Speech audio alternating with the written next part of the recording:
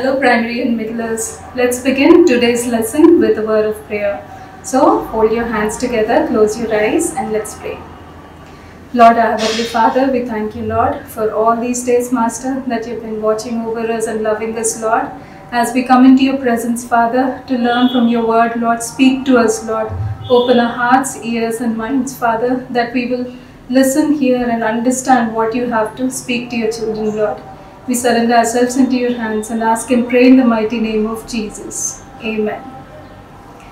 Alright, children, do you remember what your last week's story was? It was about Joshua sending out the spies, right?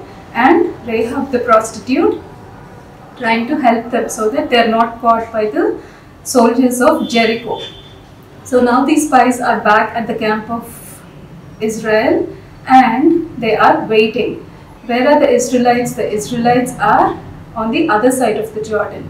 They didn't cross the Jordan yet. But in order to reach Jericho, there is the river that is between them. So right now the Israelites are camped near the rivers of Jordan. Now this is a very important river, which is why our lesson today is also called the river that obeyed God. What is it called? The river that obeyed God. And by the river, we mean the Jordan River. It's a very important river throughout the history of the Israelites. You'll find it mentioned in so many places in the Bible. And do you know one interesting fact? That Jesus was also baptized at Jordan River, which is why you'll find many people going to Israel these days and taking their baptism there. So it's a very special river. So let's look into our today's lesson and find out how this river obeyed God. Okay, like I said, the Israelites are right now camped near the Jordan River and Moses is not with them. Now Joshua is their leader.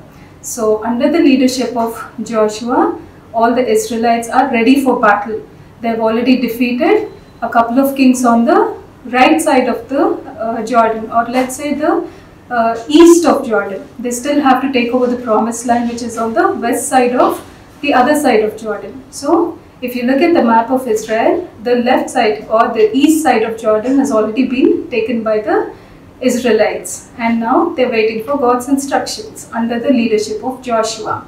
So God spoke to Joshua and said, prepare the people because tomorrow I am going to exalt you in the eyes of the Israelites. Just like Moses was a great person in the eyes of all the Israelites, God said, Joshua, I will make you great in the eyes of the people who are following you.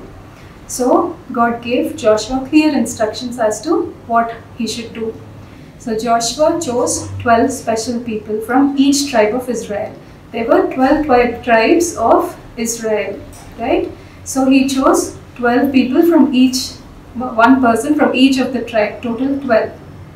And he gave them instructions to go around the camp and ask the people to get ready for what was going to happen at the river.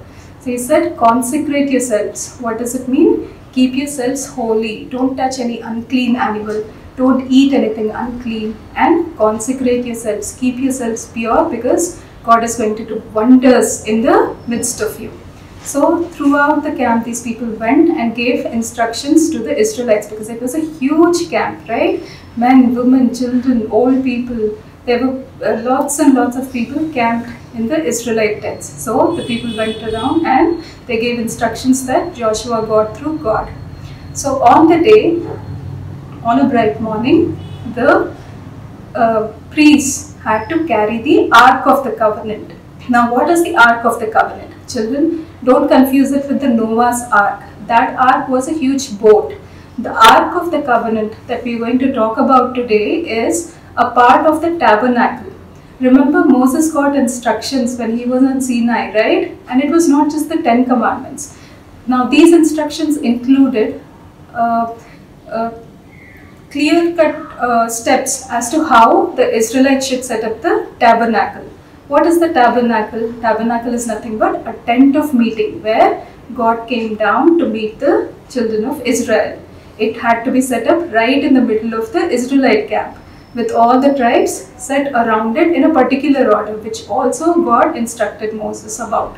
So this tent of meeting or the tabernacle had an outer court, it had a holy place and it had a most holy place. The holy place had a lampstand, a table with shewbread, and an altar of incense. And only the high priest and the people who minister in the tent of meeting could go till only this holy place. Now, there was a curtain that separated the holy place and the most holy place. Within the most holy place was this thing called the Ark of the Covenant. It is also called as the Ark of the Testimony. And it was basically made out of wood and overlaid with gold. And on top of it, it had two cherubims or angels, which were facing each other and covering the box. And it was called the mercy seat. It was the place that God said He would come down to talk to His people. So it was a very important part of the tabernacle, and it was called the Ark of the Covenant.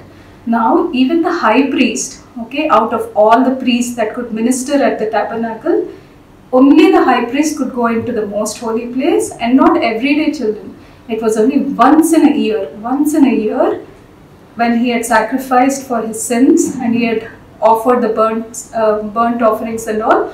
Only once in a year, the chief priest could go into the most holy place and minister at the Ark of the Covenant. It was as important as that, and it was a very holy thing in the entire tabernacle. So Joshua said, the priests will carry this ark, the priests who are designated to carry that ark. Not all the priests were designated. Out of the 12 tribes of Israel, the tribe of Levi was chosen to minister at the tabernacle.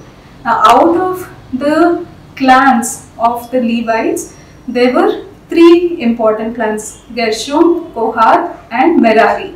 What are they? Gershom, Kohath, and Merari.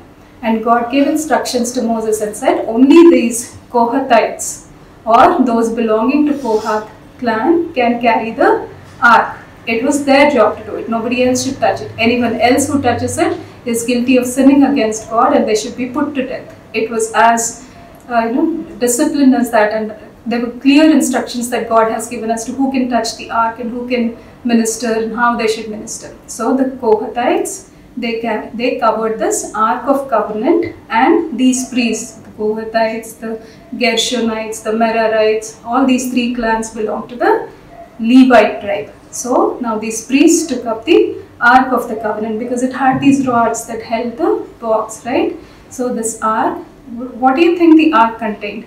The Ark of the Covenant contained the stone tablets. Remember, Moses got 2 stone tablets on which there were 10 commandments, right? So God wanted these 10 commandments, the 2 stone tablets, to be placed inside the ark, and nobody should look inside the ark. Anyone who looks inside it will die. That because it was holy. And so the ark had the 2 stone tablets. So now on that morning, the priests carrying the Ark of the Covenant, they got ready. They wore their official robes and all the children of Israel, they had put down their tents, they got ready, they were all consecrated and they were ready for what God was going to do. And guess what happened? Now the river Jordan was in full flow. It was the harvest time in Israel at that time. So the river was overflowing its banks. It was not just a quiet river, just going smoothly. It was overflowing the banks. It was kind of a flood stage because it was the harvest season, and that's how the river ran. But guess what happened? When the priests who were carrying the Ark of the Covenant stepped into the Jordan River, the flow stopped. The entire flow of the river Jordan stopped at a town called Adam. Okay, it was a town called Adam, and the flow stopped there, and it was on one side, it was like a wall of water far away from where the priest stood, and the rest of the water had gone into the Dead Sea. So here appeared dry ground for the Israelites to walk. But isn't it like the Red Sea partition? But when the Red Sea parted, there were walls of water on either sides, right? On both the sides, there were walls of water, and the Israelites walked through the dry ground. But here at the Jordan River, the flow stopped at a town called Adam, and the rest of the water flowed into the Dead Sea. So Joshua instructed the people, don't go near the ark and maintain about half a mile distance from where the priests are standing, because the ark of the covenant is a holy thing, right? So the Israelites walked past the priests and they crossed on dry land. Imagine a river that was overflowing its banks, but yet the moment the priests who were carrying the ark stepped into the water, the flow just stopped and the Israelites could just cross over to the other side. Till all the Israelites crossed over to the other side, the priests were standing in the middle of the river holding the Ark of the Covenant. Now when the last person had moved on to the other side, Joshua instructed the 12 special people. Remember, he designated 12 special people from the 12 tribes. He spoke to them, Joshua spoke to them and said, okay, the place where the priests are right now standing, place 12 memorial stones over there, right in the middle of the riverbed. So they placed 12 stones representing each of the tribes of Israel. Joshua also said, pick up 12 stones from the riverbed and build a memorial on the banks of the river. Okay, now what is a memorial? They just piled up the stones. In those days, whenever people had a thing to remember or it was a special occasion, they used to build these memorials. So they stacked up the stones one on top of each other and they stacked up exactly 12 stones. So that was a memorial. So Joshua instructed the people, in future when your children come to you and say that what are these stones, why are they lying on the Jordan, near the Jordan River, you need to tell them, you need to remember what God did for you at the river of Jordan, how this river had obeyed God and how the Israelites crossed over on dry land. So they put the 12 stones in the middle of the river, exactly where the priests were standing, and they also brought 12 stones out and they kept it on the bank of the river Jordan. Now, as soon as the priests started carrying the ark out of the riverbed and they stepped onto the other side of Jordan, the water immediately rushed back. It wasn't like a day it just stood as dry ground. No, it wasn't like that. The moment the priest stepped out and onto the dry ground, the river just gushed back and it started its usual flow. Isn't that a beautiful thing, children? I mean, just imagine the nature responding to its creator, the nature obeying God, a river obeying God. Yes, it knew its master. Do we know our God? Do we also understand that our God can do such impossible things even in our lives? I mean, stopping a river flow or parting the Red Sea, all these were miracles that are written in the Bible and are true. It is not some story, it is not a fairy tale, right? They really happened. Why did they happen and why are they recorded? So that we can understand who our God is. We can understand that He is our God and nothing is impossible for Him. Nothing is too hard for Him, right? When you go through your exams or assessments and you find something tough, right? What do you need to do? If you take refuge in God, He will help you out. No need to worry about your math problems. No need to worry about your science or social studies answers or whichever subject you might be struggling with. There's no need for you to struggle because God is on your side. As He was with the Israelites, you who go by the name of God, He is also on your side.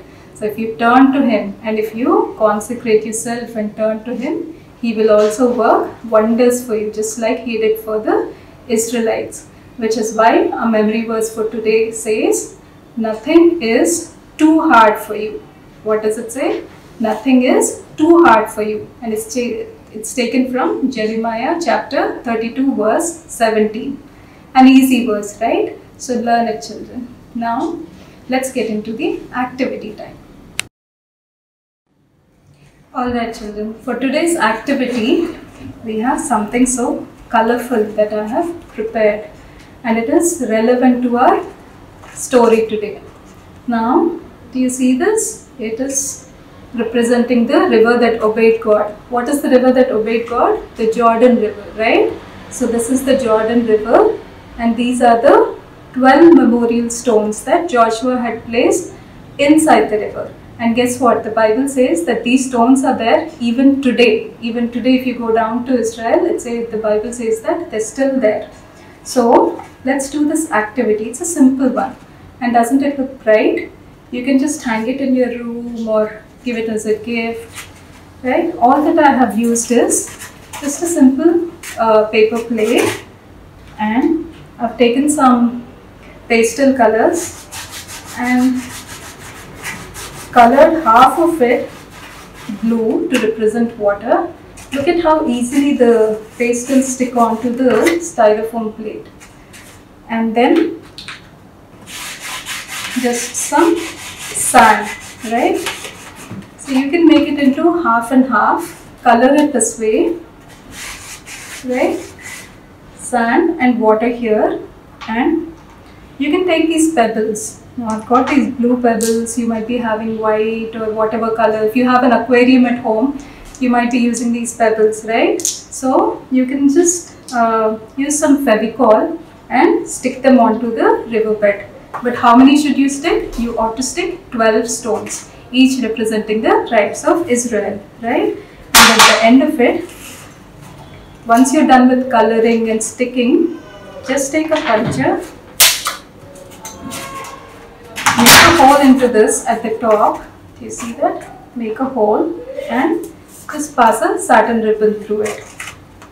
So it's going to look something like this. You see that? That's going to take some time for these stones to dry. I have placed it overnight. I've placed lot of glue because these are a little bit heavy, though they are small, right? Don't pick too big stones because they'll make the stones fall off. Take tiny sized ones and use lots of glue on the bottom and just arrange them, right? We have 12 stones here, and you can fill up the colors and get as creative as possible. Put your favorite fish or starfish or seaweeds or anything just to decorate it and make it look beautiful, right? And you can pass a satin ribbon. Now I have also placed this little card over here made out of cardstock, where all the names of the Israelite tribes are listed here. Reuben, Simeon, Levi, Judah, Dan, Naphtali, Gad, Asher, Issachar, Zebulun, Joseph, Benjamin. Right? These are the 12 tribes of Israel which you should remember, children, which you should learn, memorize. Okay, just like you read your memory verses, learn the names of the 12 tribes of Israel. And you can decorate the cardstock like I have done and pass it through the same satin ribbon, so that at the end of it you get this beautiful craft work which you can tie in your room or to the closet of to the door of your closet, or gift it to somebody on their birthdays and explain to them about this beautiful river that obeyed God, right? So will you do this, children? Will you do this activity with the memorial stones? If you don't have these stones, you can probably use those flat beans that you get in the kitchen. You can just color them brown and you can stick them, or you can use the rajma seeds that you get, because those are also big, right? So instead of just the stones, you can become creative, or even you can just use a simple grey color, right, a pastel color, and draw your own stones here. So make it as beautiful as you can and gift it to your friends. Do you like the memorial stones, and will you remember why they were placed in Jordan by Joshua? Yes. Isn't it a beautiful miracle that we have read today, children? So I'm going to leave you with an image. Alright, this image shows you the children of Israel crossing the Jordan with the priest carrying the Ark of the Covenant. Now you need to find the 13 differences in this picture. Now you can take the help of your family members, or you can all sit together as a family event and do it together, because trust me, you will not be able to find the last two that easy. But find all the 13. There are 13 differences that are there within the picture. Okay, so let's close today's lesson with a word of prayer. Close your eyes and fold your hands. Lord, our Heavenly Father, we thank you, Lord, for Master speaking to us, Father. Thank you for your word that has come to your children, Lord. Help your children to understand that you are the same God, Lord, who parted the waters of Jordan for for the children of Israel, Father. And Lord, nothing is too hard for you, Lord. And we can trust in you and know, Father, that you will work wonders and miracles in our midst, Father. Continue to watch over us and our families, we pray, Father. We once again thank you and we love you, Master. Ask and pray in the mighty name of Jesus. Amen.